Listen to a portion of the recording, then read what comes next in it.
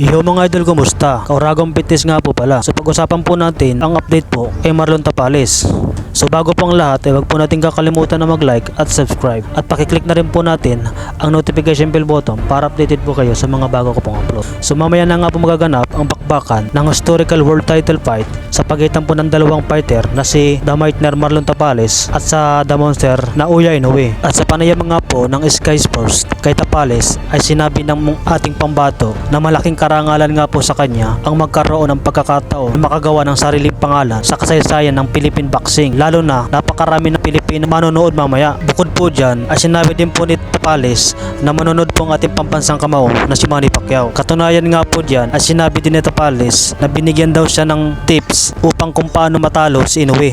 Pero syempre hindi na po sinabi ni Tapales kung ano ang pinano sa kanya ni Pacquiao upang matalo itong halimaw ng Japan. Gate po ng ating pambato na gusto daw niyang ipakita kung sino ba talaga si Marlon Tapales at gusto din niyang ipakita na kabilang talaga siya sa mga top boxers at kaya niya niyang lumaban sa best of the best ng boxing at pound for pound. Dagdag niya, kung bibigyan daw talaga siya ng pagkakataon na i-knock out itong si Inoue ay talagang sasamantalahin niya ito ang oportunidad na papagsakin itong halimaw ng Japan. Ngunit hindi niya po binanggit dito kung anong round niya ito papapagsakin itong si Inoue. At lakas din pong sinabi ng ating pambato na hindi daw po siya nasisindak sa unified record itong si Inoue. At halos knockout lahat ang inabot ng mga katunggalin nito. Paliwanag din ni Tapales ay may magandang record din daw umano siya at may napakahabang experience sa laban sa ibabaw ng luna. At may stilod naman daw umano siya na kaya niya magpa-knockout ng kalaban. At nag-ensayo din naman daw sila ng iba't ibang estratehiya upang pagandaan ang laban nito.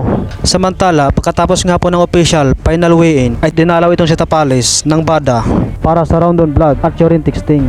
Nang sa ganon ay makasigurado ang BADA na talagang malinis na fighter itong si Tapales at wala itong ginagawang pandaraya upang makuha nito ang tamang timbang sa 122 pounds limit ng super bantamweight division.